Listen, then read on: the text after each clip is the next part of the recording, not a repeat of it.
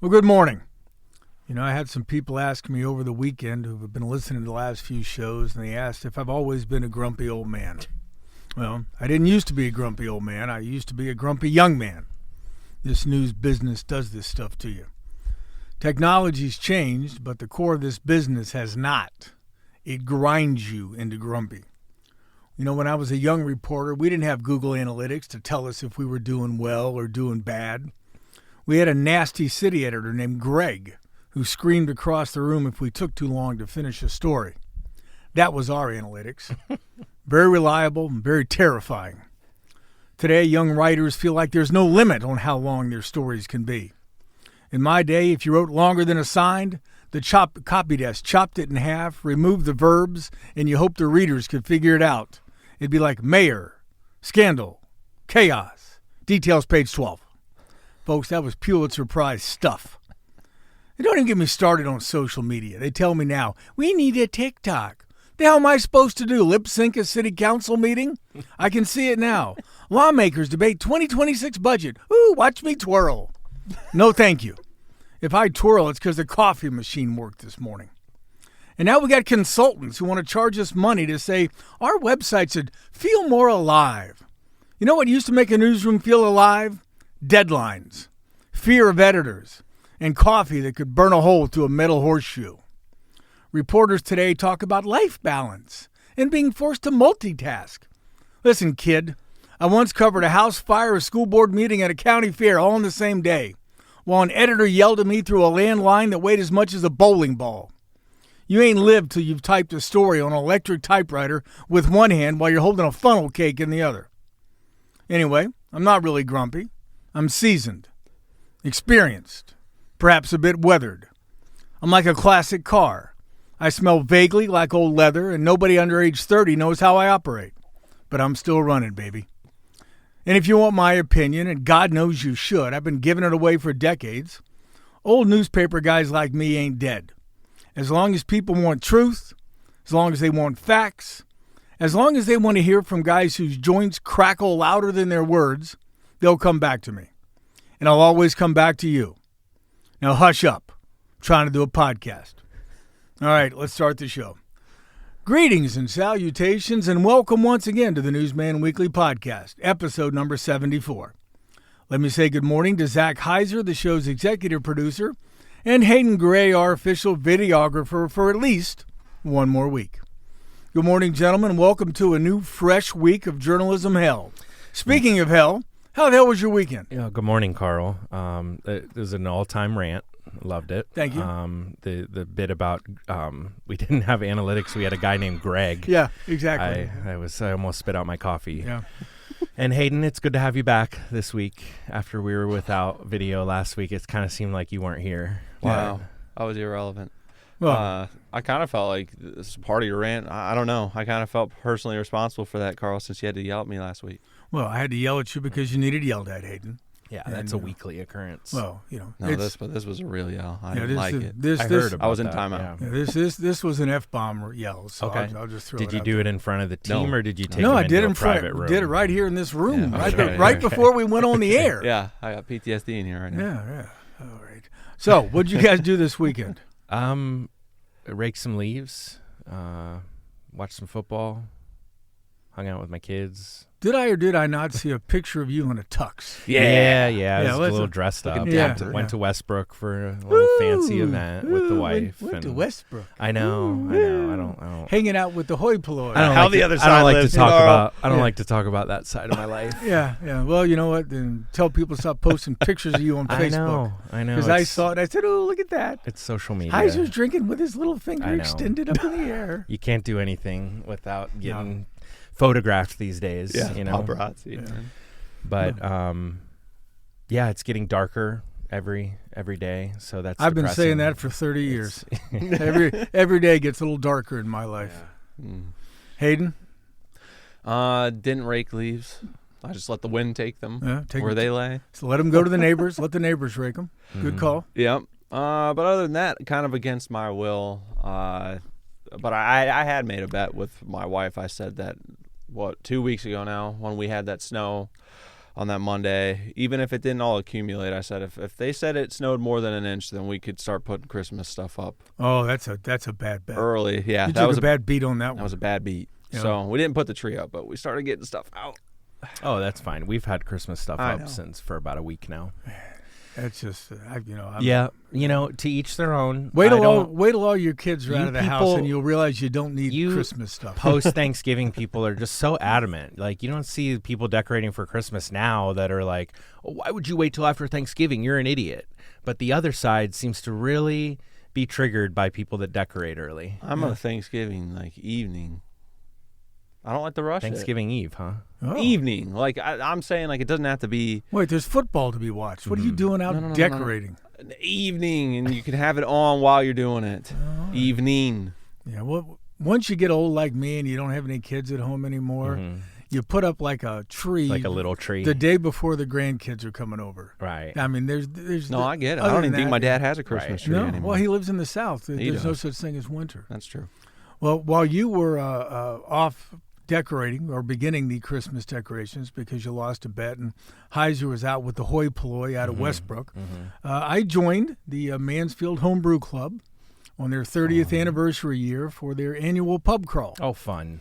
We had for about 45, 46 of us on a charter bus. Charter bus, wow. Left Phoenix Brewing around 9:45 in the morning. Okay. Went to the Medina. Wait. Oh, You start at Phoenix with a couple drinks? I did not drink No. at the Phoenix. A couple of guys had a beer, but you know what? yeah. I'm 64. I got a pace. Pace. you know? Yes. So we went to the Medina Brewing Company up in statewide. Medina. There for a couple hours. Then we went to the Red Wagon Four Paws Brewing in Columbia Station. Okay. Left there and went to Broadview Brewing Company in Broadview Heights. Left there, went to the Richfield Brewing Company for the finale of the evening, and got back to the Phoenix around 8 o'clock Okay. on Saturday evening. So it was a wonderful day of great tasting beers. Chris Nicewander and his wife, Julie, did a tremendous job helping to organize all this, and everything moved on time. It was like clockwork. That's fantastic. Did not win any of the drawings we had along the way, and there were many. Trivia questions, don't know much about how beer is made, so I was worthless on that. But when it came to like 50-50 tickets, nothing. Other kinds of drawings, nothing. So, yeah, I didn't win any money either this weekend. all I got was a great day on a bus and a whole bunch of beer. Hey, that's a great memory. It really was. Now, overreaction in the NFL. I got to tell you, I watched the Packers yesterday, and they're blessed. They were playing a team that's crappy as the New York Giants. They beat the Giants 27-20. If they'd been playing a real NFL team, they'd have lost by 40 because they played like garbage. In fact, here's what happened. The Giants took the opening kickoff, went right down the field and scored on this allegedly wonderful defense.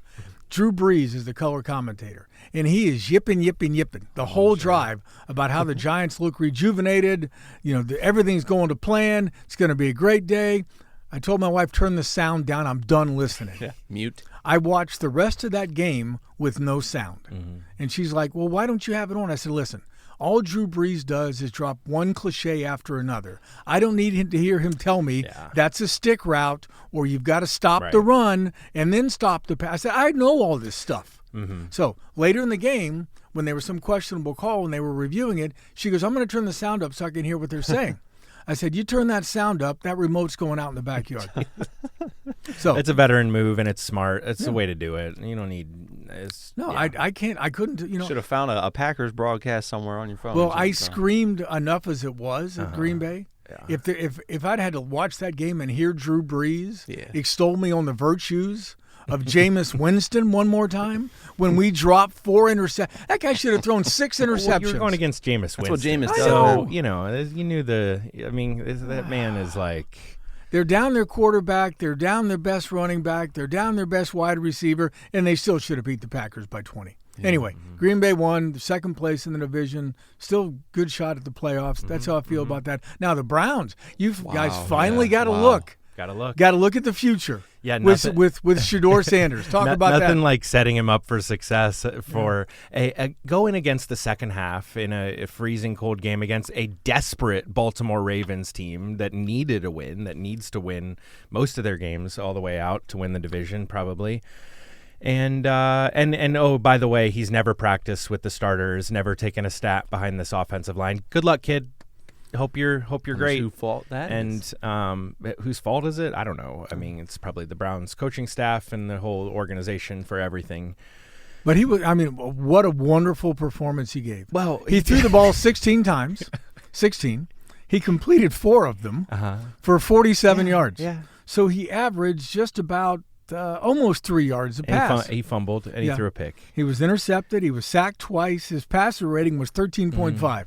And he blew a lead. Yeah. He blew a 16-10 lead at the half. But all that said, I mean, I don't know. At this point, we've seen enough Dylan Gabriel, so it's time to see Shador, and he's going to flop around and flail. Joe Flacco is likely available this offseason. Well, that's the thing. If we just probably would have just stuck with Flacco, this division's bad enough to win at 9-8. Speaking of this bad division, speaking of the bad division, you have the Pittsburgh Steelers, who are the standard of the division, and they're. Tell us about the Steelers, Hayden. They looked great yesterday against an atrocious Bengals team that's worse than the Browns, by the way. Well, so here we go. All right. Only because we beat them do the Bengals look absolutely atrocious. I've been saying that all year. But I'll start with my overreaction would be we may be okay. It may not be the worst end of the world scenario that Aaron Rodgers may have to take some time off. I got to tell you, as overreactions go, that's really milquetoast. Come up with something better than that. I mean, say something like, you know what, the Steelers are going to be better without Aaron Rodgers. Say that. Well, that's an overreaction. Our coworker Jack Slavana and I were talking about it because he's a Steelers fan, and I don't know. I'm not ready to say that because Mason Rudolph makes our heart rate spike anytime he touches the ball. Well, for the record, Jack Slaminda, who works primarily at Knox Pages, kid grew up in Cleveland.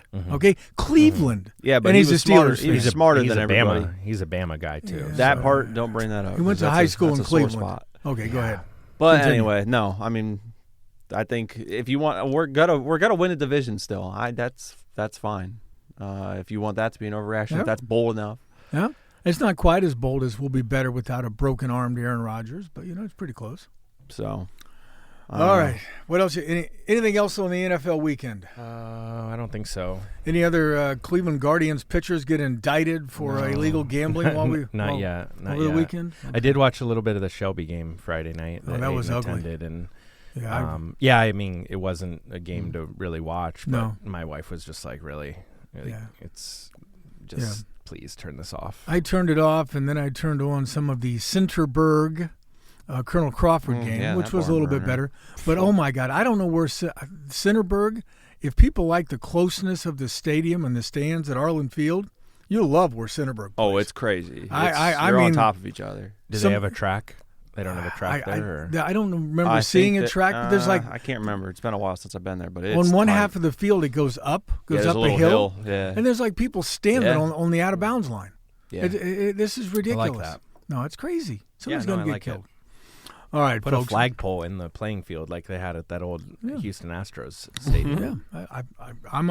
You know what? I'm down for anything that makes high school football a little bit more exciting. Even though big game coming up Friday night, Arland Field, Galleon versus Shelby, the rematch. These are two teams, and I was doing some research for a preview story that we published yesterday. They first met in 1894. Wow. Battled to a 0-0 tie on Thanksgiving Day on a bitterly cold afternoon. That's amazing. We should do a story on that game. Yeah, I didn't cover it. Do you have pictures from it? I did not cover it, so no. But I don't think it'll be 0-0 this time. I'm pretty sure there'll be a lot of points put on the board. I know Hayden will be there covering it in some way, posting another video package as he did so very well over the weekend. This time with audio. Yeah. Shout out to Aaron Hines, Eric Will. Yep, and WMAN got some audio on that for a change. That was a nice touch, so congratulations. Well done video.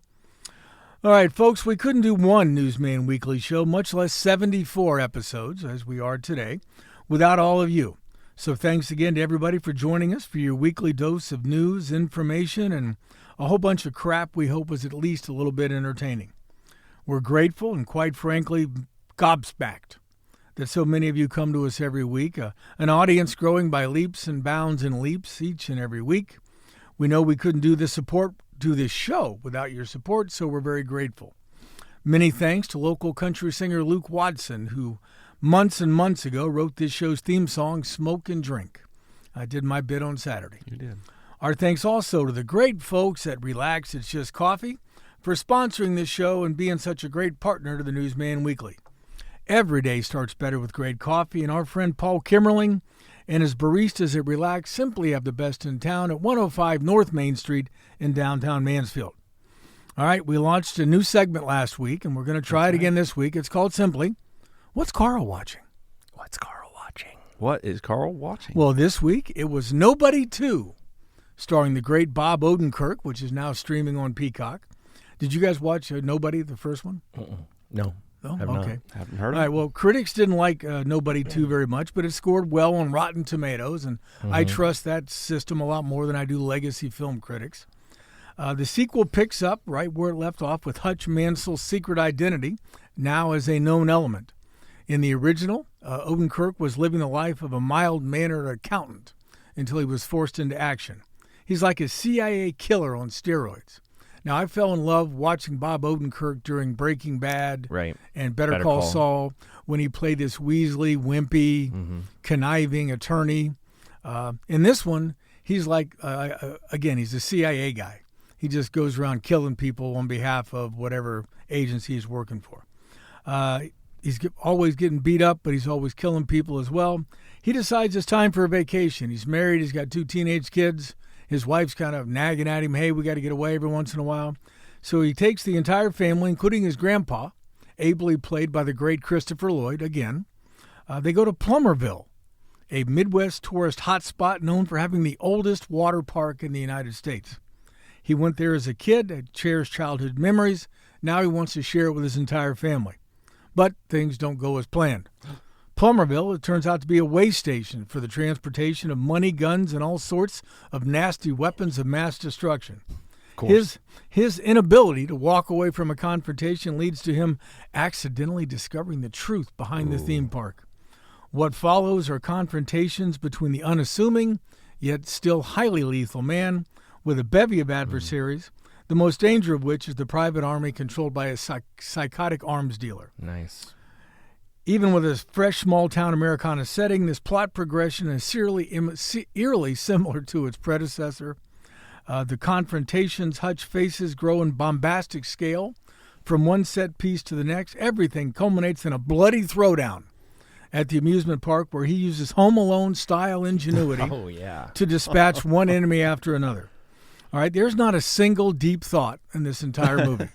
It's one great fight and battle after another. The human carnage is tremendous. I haven't seen this many shots fired since Black Hawk Down in the battle in Mogadishu. And I love Bob Odenkirk. Like I said, Breaking Bad, Better Call Saul. Yeah, he's great. So, great movie. 2 old man thumbs up for Nobody 2. Nothing wrong with enjoying something with it without a single deep thought. Sometimes we just want to be entertained. Sometimes it's much like covering government. It's very entertaining without many deep thoughts. Hey, did you happen to catch Ken Burns' premiere of his American Revolution documentary last night on PBS? I did not. I was trying to watch Detroit and Philly. But I already hate Philadelphia and I hate Detroit. So after about 5 minutes, I turned it off, and I'm reading a new book called it's all about the Chosin Reservoir and the U.S. Army unit that was there, Task Force Faith. That's what I ended up doing. I also started a new book this weekend on audiobook. I listened to. Of course, you're not actually going to read something. Better than me. I would say that I listened to it. I wouldn't say I read. I don't read. No, I will watch. I am taping those, so I will watch the Ken Burns documentary because Ken Burns is a great American. Yeah, it's a good one. It's good. Right.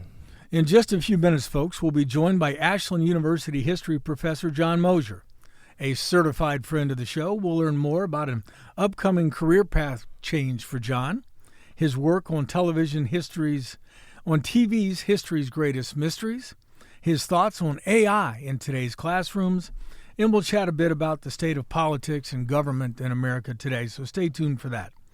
But before we get to that, let's talk about some recent news in Mansfield and Richland County. Is it finally time for the chickens to come home to roost in Mansfield backyards? City Council on Tuesday is scheduled to begin discussions during caucus on legislation that would allow backyard chicken coops in the city, a version of which was rejected in 2017 by an entirely different group of lawmakers after several meetings with residents for and against. The bill is scheduled for a first reading December 2nd and a final vote on December 16th. It's being sought by a citizens group called the Friends for Mansfield Backyard Chickens. Seeking a Christmas gift, huh? Yeah, the group has circulated a petition in favor of the proposal all during this year. Now, keep in mind, there's no state law that prohibits such activities. A lot of cities, including Columbus, Cleveland, Cincinnati, Toledo, Dayton, they have passed ordinances allowing backyard chickens while also regulating how they're allowed to operate. Mansfield's laws the law they're looking at looks similar to some of those. If you want all the details on what City Council is considering, check out a preview story I published Sunday afternoon at Richland Source. We will put a link in the show notes. You can read all about it. Someone said we need a pipeline for all these chicken places popping up, right? Yeah, for Chick-fil-A, Cane's, exactly. they need a pipeline. Yep. Well, the problem is going to be with that is, and I realize you're being facetious, but this law will not allow roosters. So there ain't going to be no chickens hatched out of these eggs. So that ain't happening. If you want to kill off the chickens to sell them to the 27 chicken places in Ontario, you're going to have to be taking them right out of your herd. All right. Adam Fox just walked in the door and is screaming something at us. I'm sure we're all easily distracted. He's cheering on Shador Sanders. A second cannabis dispensary may be open in Mansfield in the next several weeks. Cincinnati-based King City Gardens has announced plans to open a dispensary at 1099 West 4th Street in a building that had been purchased and remodeled by a different cannabis company earlier this year. That company, Backroad Wellness, never successfully obtained the needed license for its Mansfield operations.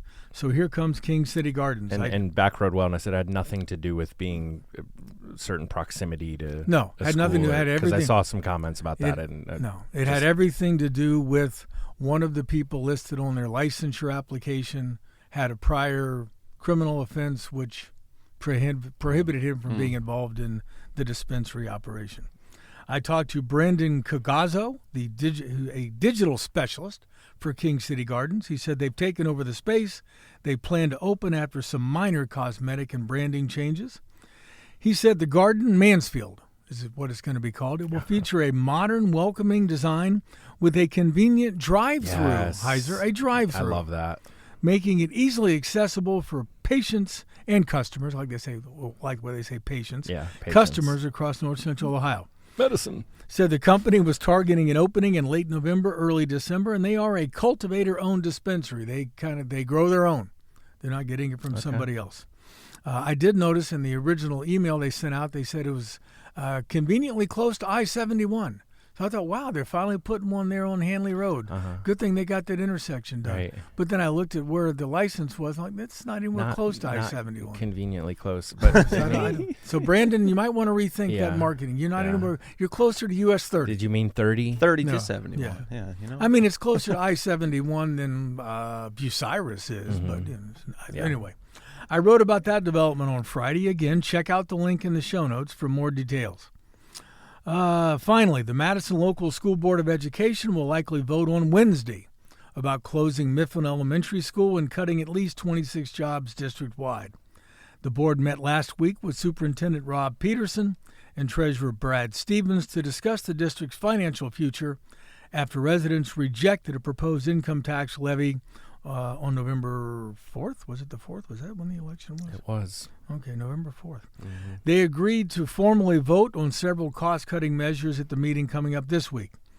School officials said final positions haven't been determined, but cuts will impact teachers, administrative, and support staff from the elementary up through the high school. Peterson said, I can't see cutting any less than 26 positions. I could see, based on our financial position, it could be more than that. I wouldn't think it would be significantly more. Stevens said reduction should result in around $2 million in savings. The board will also likely vote on implementing pay-to-participate fees for athletics and clubs and whether to sell district-owned property at 690 Ashland Road, where the former Madison Junior High School once sat. It's where my granddaughter, when they play Madison and little girls soccer, It's where they play at, so I'll be sad to see that field possibly go away. All right, that's enough for now. Let's take a quick break. When we come back, we'll be joined by John Moser, an Ashland University history professor and an official friend of the show. Stay with us. Well, welcome back to the Newsman Weekly. Joining us now, as promised, is Ashland University history professor John Moser, author, teacher, actor, and television star on a variety of shows, including History's Greatest Mysteries. Good morning, John. It is great to have you back on the show. Good morning, Carl. It's always fun to be here. I know it's always good to be somewhere, but not maybe downtown Mansfield at 9 a.m. on a Monday when you had to drive across the Gaza Strip that we call Main Street to get here. Yeah, and I found that because, I knew that the construction was there, but because the construction was there, I had trouble remembering how to get here. Oh, yeah. So I'm like driving, and is it on that block or that block? I'm used to seeing it without orange cones. Yeah, well, but yeah, I left a little early, so I thought that was a wise move. Smart when you're coming to the big city. Yeah, that's right. The big city. Yeah. Every once in a while, I leave Bug Tussle. It is just great to have somebody in here who knows what he meant when he said Bug Tussle. So. All right, John, let's start with some big news. It's not a secret, but it's the first time we've had you on the show since you made the announcement. You are, I believe, leaving Ashland University to accept a position at the University of Tennessee. Now, that is great news for the Volunteers, bad news for Ashland University, and worst news for the Newsman Weekly. We count on you to bring some class, some deep thinking to this show. What in the hell is going on? Well, I heard that you were retiring, Carl, so I thought, what's the point in sticking around, really? But you're not taking me with you. I'm just saying that. Yeah, well, it was obviously a huge decision. Ashland has been my home for the last 25 years. 25 years. I've never lived anywhere that long. And it was a combination of a really good offer with people that I was already friends with. It is at the University of Tennessee, but it's with an organization called the Institute of American Civics. Okay. My job is going to be professor. My primary role will be teaching, but rather than in the history department, I'm at this institute. The director and associate director, really good guys. I've known them for years. And I think I initiated it. We've got these civic education places are popping up, like a half dozen of them in Ohio alone, and the idea of one at the flagship school at Tennessee really seemed appealing, especially with people I knew in charge of it. So I had an interview. It was like a year ago this week. And I got there, even as I went for the interview, I'm thinking, what would they have to offer me to get me to leave Ashland, where I'm so established, where I've got lots of friends, where, I could go into bars and restaurants and people say, hey, John, how you that's nice. It's right? like, you're like Norm. You're like Norm, John. Yeah. So, and at the university, I feel valued. And then, I started doing the calculus of what it would take. And when I finally got the offer, it exceeded my wildest dreams. Yep. So I said, I can't not accept this. Plus the location. I don't know if you've been to Knoxville. Yes. It's a great town. It's, it's about the size of Akron, which is big enough to be interesting, but not so big as to be overwhelming. Very much a college town because UT. Have you learned the lyrics to Rocky Top? I liked that song even before. I've always liked that song. That's a great song. I can't say I know all the words, but I know how it goes. I know enough of them, and I certainly know the chorus. And plus, climate-wise, right? It's far enough north that you get the four seasons. They usually get snow once or twice a year, and not dreadfully hot in the summers, but all in all, pretty warm. And I mean, from a personal standpoint, I think your daughter graduates from high school this year. So if you're going to make a move, this would be a good time. They offered me the job to start like this fall.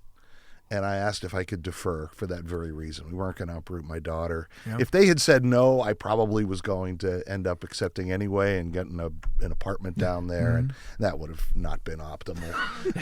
But they were nice enough to let me push it back a year, and that was great for all sorts of reasons, right? We've got a year to get the house ready to sell and to try to get rid of the. We've been in our current home for 16 years. So 16 years of stuff, crap that's accumulated. Accumulate. Yeah, we still have way too much, but it's coming, like it or not. June, we're gonna make the big trek. Well, we're going to have you back on the show at least once before June, maybe once when you've picked out your location and you've learned more of the lyrics from Rocky Top. That's good. We will ask you to sing it sing it on the show. But speaking about education. And I know you teach a subject that often involves written answers from students. There might be the occasional multiple choice, I'm not sure. When I took some political science classes at our alma mater down in Athens, I loved a good multiple choice test because I would look at the second hand on the clock, and if it was between 0 and 3, it was A. Between 3 and 6, it was B. And I managed to bluff my way through. But I can't wait, though, as somebody who is in the classrooms every day, to hear your thoughts on AI and its impact in classrooms. What are you seeing at Ashland University, and where the hell is all this crap going? Yeah, I'm really bothered by it. This was a big problem last spring. I had a section, an American history course, and most of them were using AI. And you say, well, how do you know? I know how students write. And sometimes they're obvious about it. Like if you've ever produced anything from ChatGPT, it creates all these headings. If you leave the headings in, that's like the biggest help. It was like years ago, people would plagiarize by cutting and pasting Wikipedia. And sometimes sometimes the links would still be in there. Oh, you think you cheated? Yeah, it's like you don't use that many M dashes. It's always a big giveaway. Yeah. So the problem is, though, traditional plagiarism, you can always prove, right? You find the original and you're going, here you go. It's identical text. Maybe you changed a couple words if you're clever. But AI is not provable. At least you could make a good case and say, I know a college student didn't write this, but I can't find the text where you got it. So what you do in those cases, you say, I think you used AI. I swear to God, I didn't. And then how dare you? And then where are you? Sometimes you could say, well, then tell me what this word means, what this word means, what this word. And I've nailed students like that before. But it was just a very demoralizing experience. And what a lot of college faculty are doing now is throwing up their hands and saying, if there's going to be writing, it's going to be done in class. So back to the blue book exam. Oh, I loved a good blue book. And the unfortunate part of that is I, for a long time, believed that part of my job is to make my students better writers. I'm not just there to teach them history. And increasingly, I've had to say that's not what it is anymore. But as time is that was my big concern last semester. But as time has gone on, I think the AI is even more pernicious than that. They're relying on AI for all kinds of stuff. Even the ones who say, no, I will never just let ChatGPT write my papers for me. They will ask questions like, I don't know, John Locke's second treatise. What does it mean? It's the new Google, and it spits out the answer. And then, okay, for a lot of things that's worthwhile, like how do I fix my washing machine? And but if you say, I still don't know how to fix my washing machine. I always call somebody when I got that problem. But you if instead of reading John Locke's second treatise, which we expect students to do, if they're just going to AI and having gone through AI's filters, they're not getting John Locke. They're getting John Locke as interpreted by somebody else.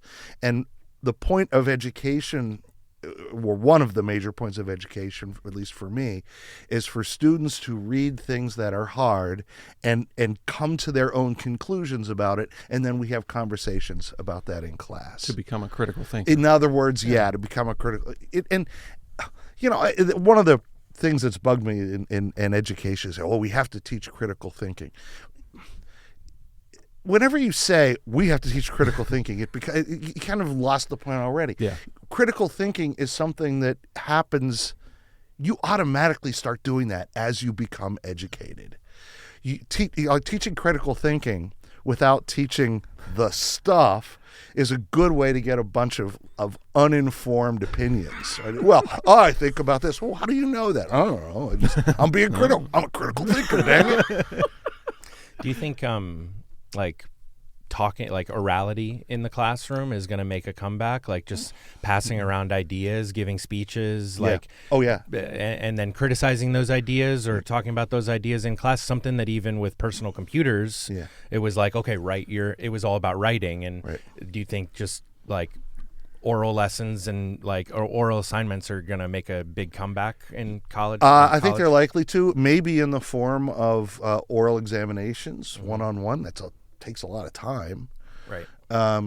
But getting people to that's something that I've always kind of done. I see the classroom is the opportunity. We've all done the reading. Let's come together and talk about what we've read. And it's a two-way street. I mean, I learn from my students all the time because they bring fresh eyes to a document I may have read 100 times. Right. And so I feel like I will be impoverished by that as well. Now, this does play well into your historical games, however. Yeah. I mean, because you have kids, you teach a class, and it's based upon one of your historical games, and they have to assume characters in those things and act things out in class. Yeah. That has to make that a lot more appealing. Yeah. And when AI first became a thing, and I think others who use the Reacting to the Past series, that's what these games are, said, yeah, but the AI won't really affect us because they've got to write in character. Well, it's easy for them to do. They say, write as if you are Lafayette talking about it, and it will do that. So here is what I started doing this semester, and I'm not happy about it, but I think it's better than the alternatives. They are, I say, okay, you're all giving speeches. You are not turning in a paper. Though, by the way, the amount of time I spend grading has gone down dramatically. So there's that benefit. Pros. You're going to give speeches. If you just get up there and read from a prepared text, that's a C. If you want better than that, there should be some, at very least, evidence that you have practiced it, so that you are not reliant on the text. Ideally, you'll speak extemporaneously. And the one thing they do turn in is a worksheet for each speech. Say, here is the position I am taking on this issue, and then 3 different passages from the course readings that support your position. Use the quote and then explain in a few sentences how it supports your position. And it hardly takes any time at all to grade. They seem to be getting it right. I guess they could conceivably be using AI, but it's handwritten. Right. And yeah, so there, at least I feel like I am still giving them practice in finding intellectual ammunition to support their arguments. So that's something.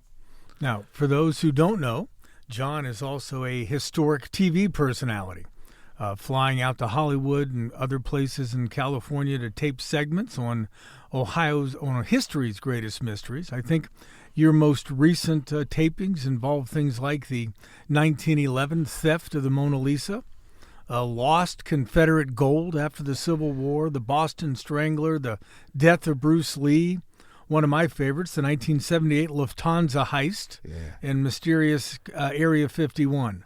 Now, which ones of those resonated with you that were really cool to talk about? They were all really cool to talk about, but I think Area 51 was the most fun. Not because I think there are aliens in Area 51, but if the more you learn about it, the more you learn how those stories got started. Right?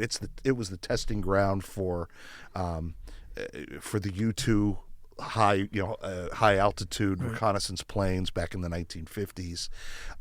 Rest in peace, Gary Powers. Gary Powers, yeah, right. It was the testing ground for the stealth bomber. And it's very likely. That's more than very likely. It is absolutely where the newest drone technology is being tested. So people in the vicinity see weird things in the sky there on a regular basis. It's just they're not UFO. Well, literally they're unidentified flying objects. Sure. Hey, I don't know what that is. It's a UFO. But it's not evidence of alien technology. And the more I looked into that, the more I saw that the crazy alien conspiracies are really almost all based on the testimony of one really unstable guy. and then everyone is taking, all these people have taken this and run with it. There's very secret stuff going on there, but I'm sure it has nothing to do with aliens. Ah, darn it! Yeah, I hope you're going to bring in some artifacts. So I recorded those back in May and June on 2 different trips. So a half dozen episodes for the upcoming season of History's Greatest Mysteries. That will start airing in January. Now, but you're also doing other kinds of shows. Mysteries Unearthed and something called The Unbelievable. Yeah, and another one called History's Greatest Machines, which is brand new. Now, how did you get involved with those shows, and how are they different from History's Greatest Mysteries? So here's what I've learned about the business. It's a pretty small universe of people that work on these shows. They're not all with the same production company, although some of them are with the same production company. But a lot of the employees are freelancers who get jobs on one show, and then they're there in the studio with me, and they say, "Hey, you're really good. I also work on this show. We're going to be contacting you." Okay. I have to come back to L.A. again, or New York City, okay, which actually is even better because it's only an hour and a half in a plane. The last few things I've done have all been in New York City, and Mysteries Unearthed is airing now. So last Tuesday was the season premiere of that, and I'm told I was in that one, but I don't know. I don't have cable, so I only see the shows that I'm in if I'm in a hotel somewhere and they've got access to I don't even know what it is. You don't watch the clips like when they're like on YouTube or anything? I don't know if they're that new. I don't know. I'd have to go and look. My understanding is, like, I could go on Hulu and find the last season of History's Greatest. Well, wait till the one before last, because I was in the last one. You need to talk to your agent. Yeah, work that into the contract. And I'll do the show, but you also have to give me like a cable bill, so I can watch the damn thing. Well, how do these shows differ from your perspective in terms of how you prepare and how you perform on those? Yeah. So what I think is really nice about History's Greatest Mysteries is an entire episode is dedicated to a particular topic. So I know if I'm going to do Area 51, I got to read up on Area 51. Okay. These other shows, Mysteries Unearthed, History's Greatest Machines, The Unbelievable with Dan Aykroyd. No, I didn't get to meet Dan Aykroyd. Dan Aykroyd is one of my heroes. Yes. But I haven't met Lawrence Fishburne. I haven't met, I guess the host of History's Greatest Machines is Dolph Lundgren. I haven't met any of them.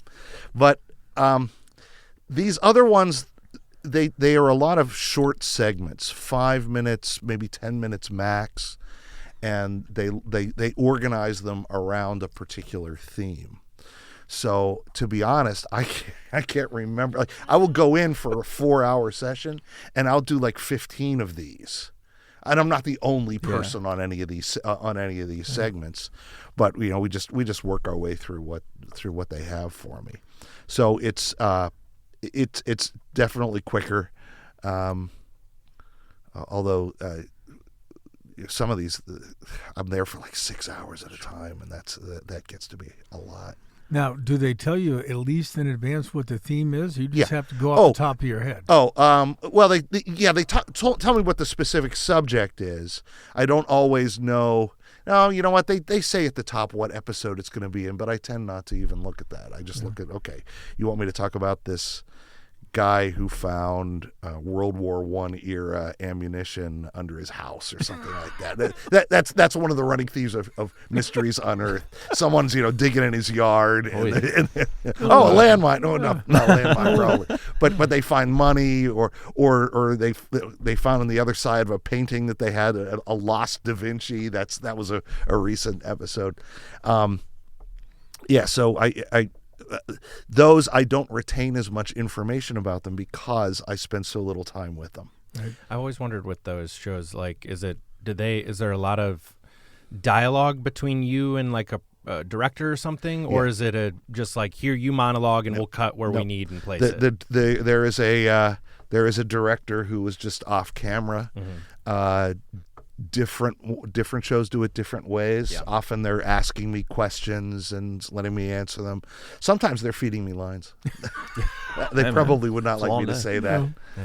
But I mean, here's the key. When you're answering those questions, how well you do it may well determine how much of you is actually on that show. Yeah, I mean, that's exactly if it was me and they asked me a question, I went, well, at the Chosin Reservoir there in Korea, there were a lot of Marines. I mean, I wouldn't get on the show, but if you were doing it and you would bang, bang, bang, bang, you sharp, snappy, that how helps. well you tell the story. Right.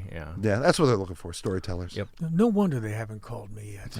In addition to the fact Maybe that keep working on those monologues. Maybe after this morning's opening monologue, you'll get some where calls. I railed about the news business. Yeah, that's good. That was good.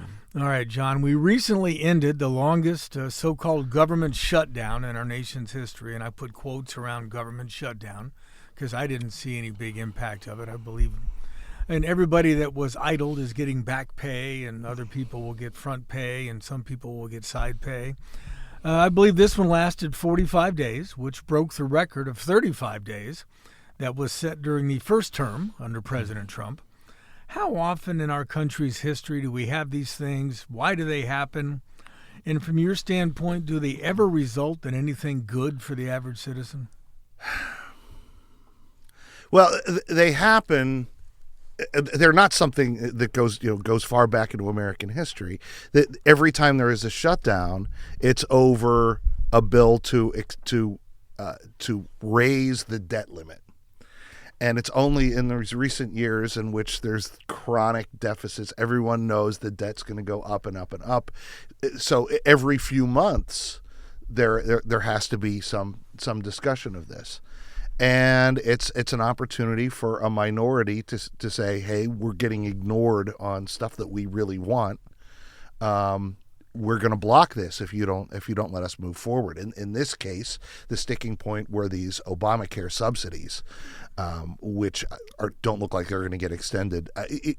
For me, the weird thing was how quickly the Democrats seemed to cave after midterm elections that suggested that people were blaming the Republicans for this. And then, it was like they were sitting on a good hand, and then they just threw their cards away.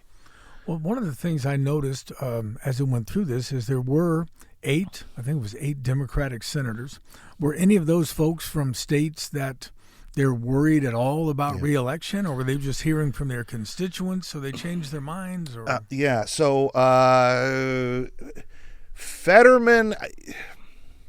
John Fetterman has been an odd guy. I thought he was an odd guy when he was running. I don't know what he is going for. Is he going to switch parties at some point? He's saying he's the new Joe Manchin. Yeah. But he is on multiple occasions sided with Republicans, and Pennsylvania is a state that Trump took. So that could be it. That could also be his natural inclination, because I think he's been like this for a while. Who else? Dick Durbin. I don't understand. I think Dick Durbin was one of them. He's from Illinois. He doesn't have anything to worry about in Illinois. It's a solid blue state. So it's hard to say. One thing that did occur to me is the shutdown didn't hurt me. But people that I know who work in federal government service have been really hurt by this. I have friends who teach like at National Defense University or the Army War College, who were furloughed and not earning any money.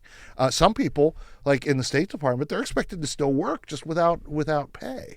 So that's there are legitimate concerns about them. But I think what the big concern is what it's doing to travel. And Thanksgiving is coming up. If you have, traveling at Thanksgiving is a nightmare anyway. Yeah, right. But if you have this, Trump was ordering flights being to be canceled, and if that was going on at Thanksgiving, that could have looked really bad for the Democrats. So.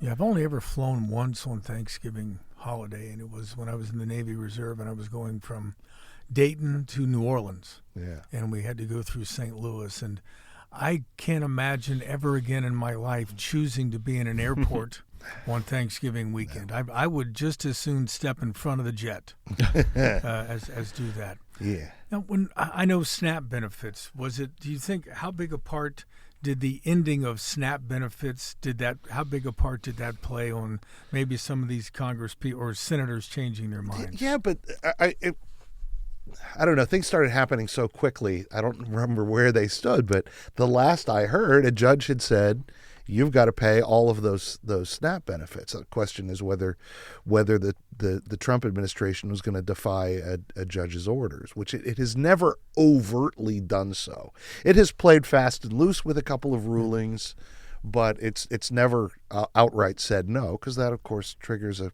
constitutional crisis. So I don't know how much of an impact that had. We see more and more, you talk about the friction and the battle between the executive and the judiciary. I can't remember in my lifetime more so than in the last decade, this notion of individual federal judges somewhere around the country issuing a ruling which impacts the entire country, impacts the entire administration.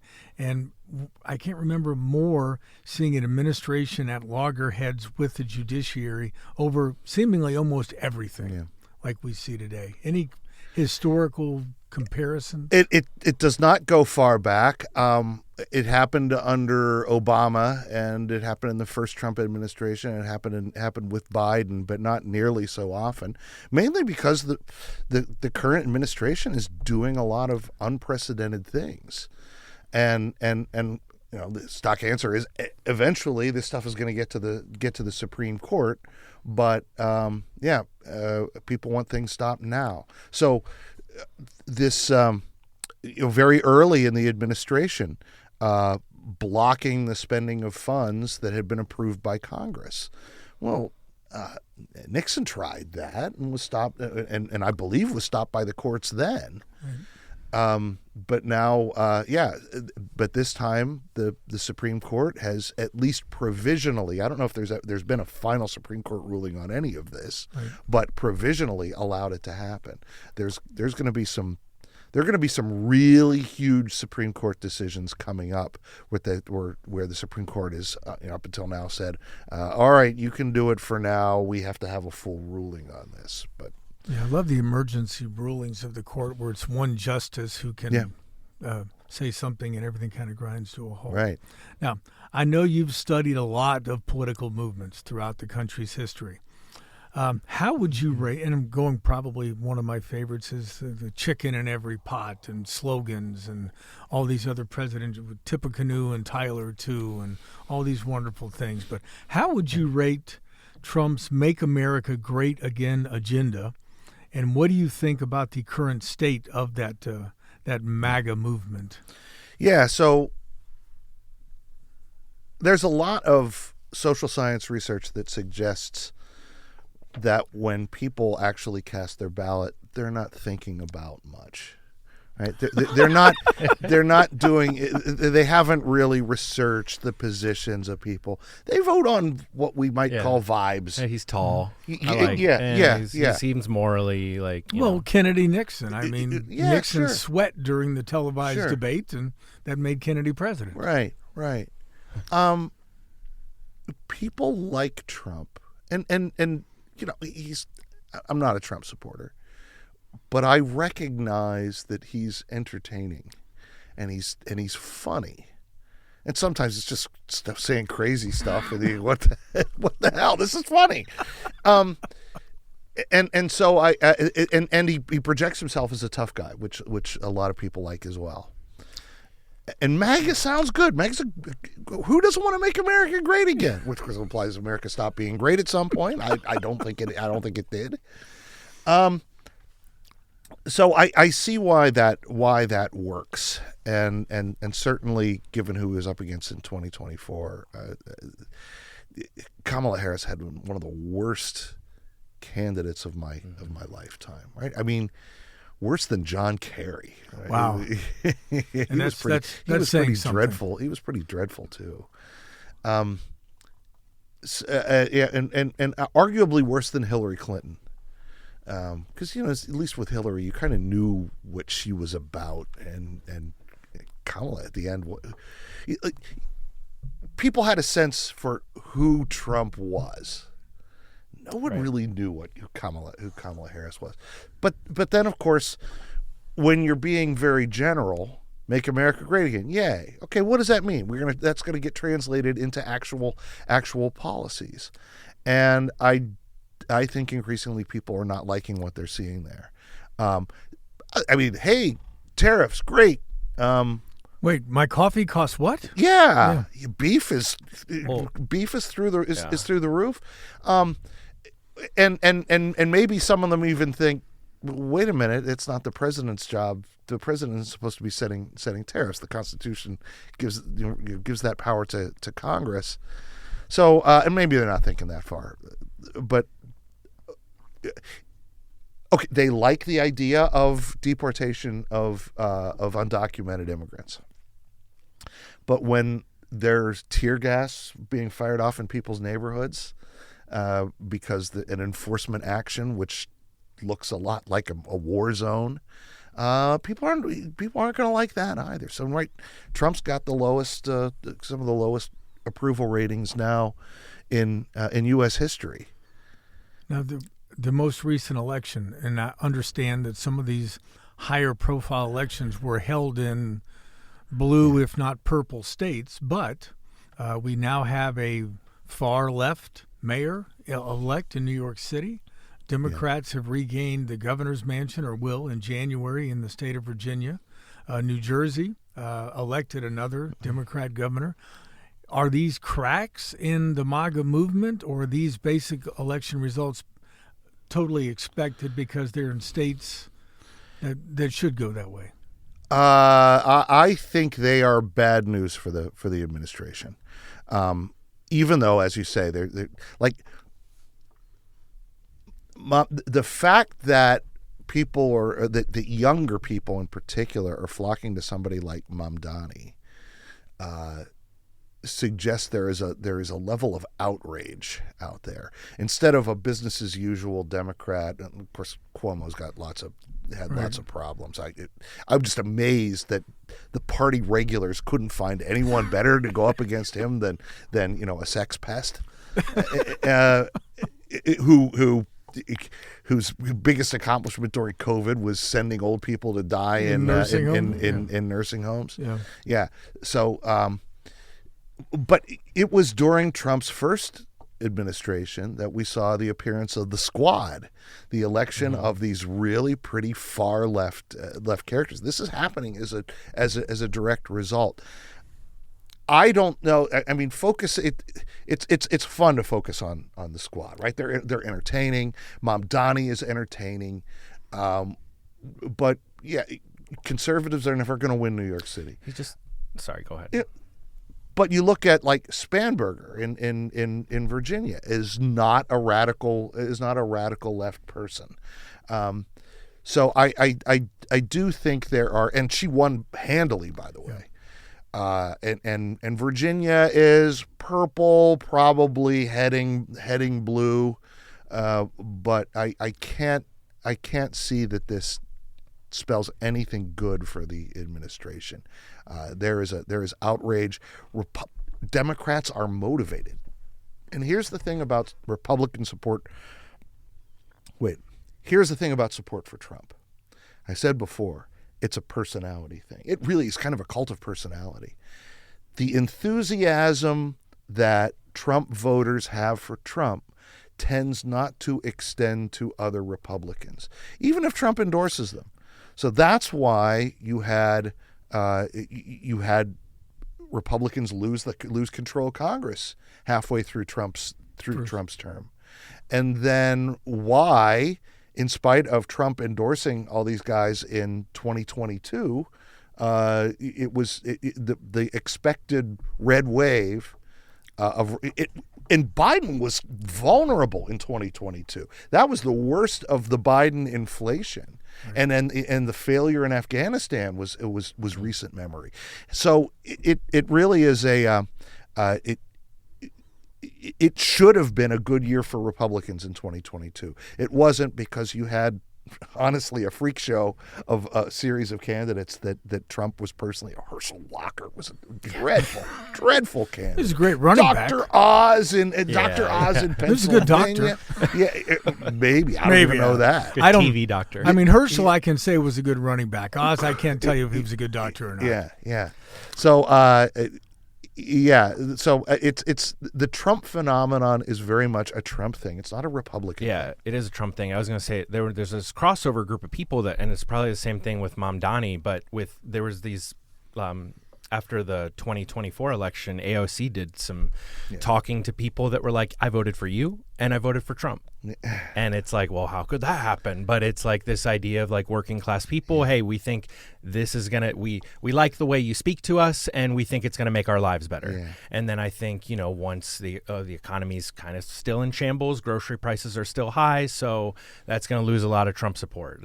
Cookie cutter foreign policy. Oh, you're not going to stand up against Israel. That's going to lose a lot of Trump support. And then the latest thing is the Epstein chaos that's going on right now. Yeah. And you got people like Marjorie Taylor Greene that are all of a sudden, you got left people like, go MGT. This is huge. Mm-hmm. This is Marjorie Taylor Greene stuff. Yeah. And his and Trump's almost unhinged response to her really suggests that he's freaking out over this. Yeah. He's acting guilty and she's hell. and Marjorie Taylor Greene is now sounding like an elder statesman. Like, I regret having been involved in this toxic politics. I absolutely did not have that on my bingo card for 2025. Now, speaking about 2025, I look forward to 2026, and I know it's the way politics is or are these days. It could all change in a week or two, but depending upon some monumental event, what do you think about 2026? Do Democrats regain control of the House and Senate? How is that going to shape up for the last 2 years of the Trump term? I think they've got a decent shot at taking the House. Senate, they'll gain some seats, but they'd have to gain 5 or 6 in order to get a majority. I don't think they'll do that well. I think they've got a real chance at picking up Maine, maybe North Carolina. If Sherrod Brown does a really good job, he could take a seat in or Ohio Senate seat. That's probably as far as it can go. But I think the House there's a real shot.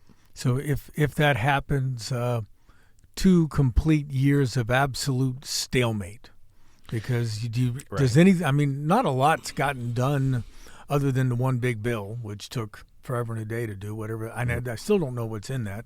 But is there any way any government business gets done legislatively in the last 2 years of the Trump administration? Trump will continue to take a very broad view of what he can accomplish under executive authority, and in that he will be traveling a well-trod path of Barack Hussein Obama and Joseph Biden, who also faced similar situations, and then you got younger Congress people and senators that were with Trump, like Lauren Boebert and Marjorie Taylor Greene, that are like, well, I have a whole political career ahead of me, and you're a lame duck president now, so I don't have to do what you say. Right. Because I think he'll have increasing trouble in his own party. But whether that's enough, so let's say the House passes resolutions denouncing XYZ, unless Republicans take the Senate, and unless Democrats take the Senate, and as I said, I don't think they will, those resolutions probably won't get anywhere. How many times in those final 2 years in office do you think Trump will be impeached in the House if Democrats control the House? It will. Over under. Yeah, give me an over under on impeachment. 2.5. The most impeached president already. Right. I imagine it'll happen at least once, but it's all performative at this point. They know they're not going to be able to remove him from office, but they can continue to have his name trashed in the media. Politics is not going to get any prettier in the next couple of years. Buckle up.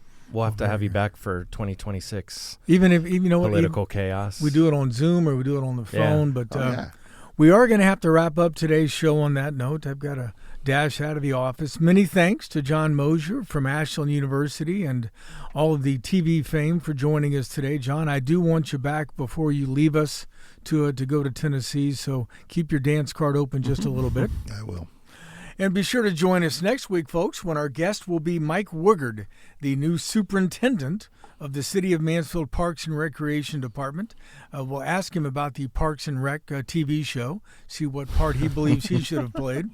But for now, thanks again to all of you for listening to the Newsman Weekly. I'll be back in a second to put a bow on this week's episode. But until then, remember what author Mark Twain once said, and this does not apply to anyone currently in Washington. If you tell the truth, you don't have to remember anything.